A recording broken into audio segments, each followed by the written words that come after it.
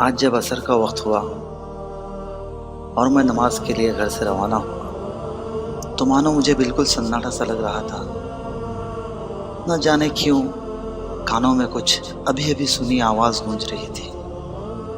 मानो आंखों के सामने कुछ ऐसे मंजर है जो मुझे बहुत अच्छे लग रहे थे।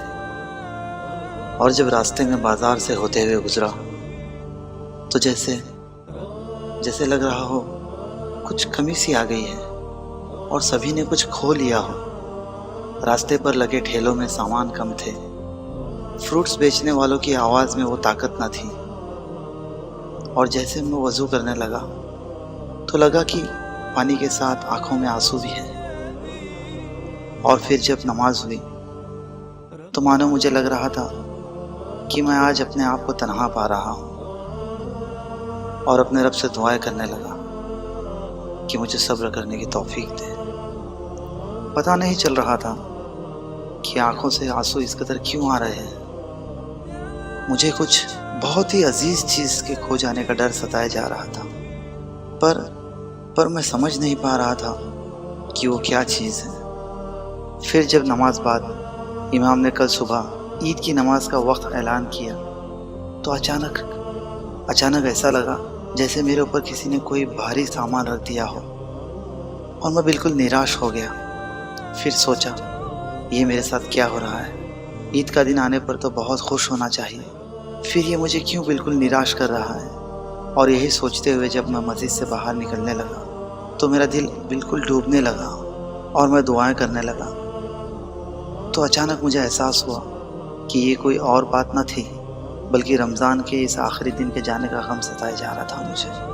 और फिर मेरी नज़रों के सामने वो सारे मंजर आने लगे कि किस तरह मैंने इस महीने सारे नमाज़ों को वक्त पर जमात के साथ पढ़ा।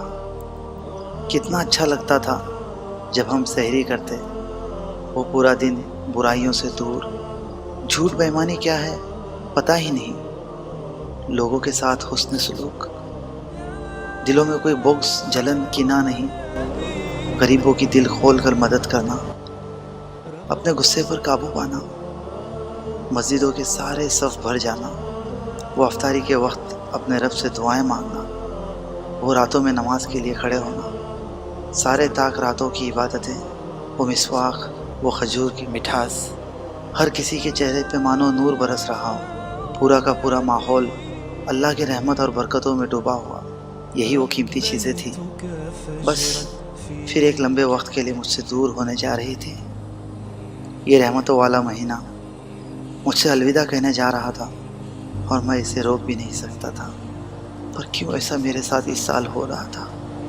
और मैं अल्लाह से दुआ करने लगा।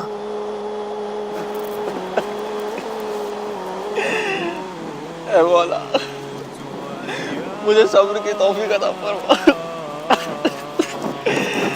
ऐ मौला,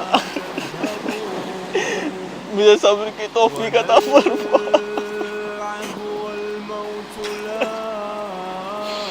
मैंने जाने अनजाने में जब के महीने में रहमत ही रहमत है, पता नहीं मैंने क्या हासिल किया है। ऐ मेरे रब, ऐ मेरे मौला, मुझे माफ फरमा दे।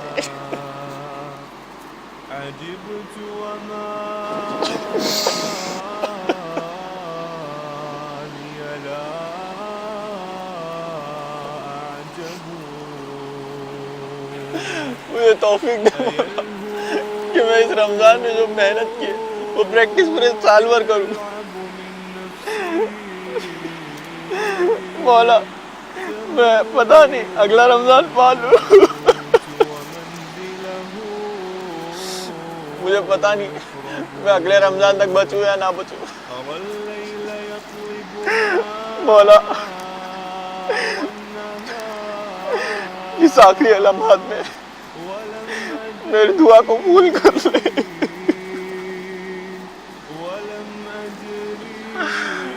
ऐ रब्बुल कायनात, मुझे नहीं पता तूने मेरी जिंदगी इस दुनिया में और कितनी रखी। अल्लाह, ऐ मौला, पता नहीं मैं अगला रमज़ान पाऊँ या ना पाऊँ।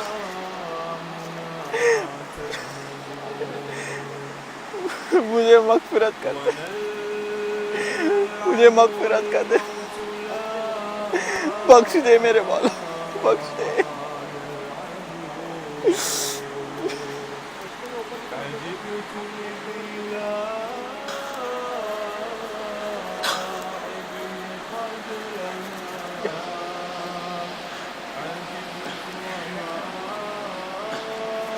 इस दुआ के बाद मेरे दिल का बोझ थोड़ा हल्का हो गया और मैं अफ्तारी के लिए घर की ओर रवाना हुआ।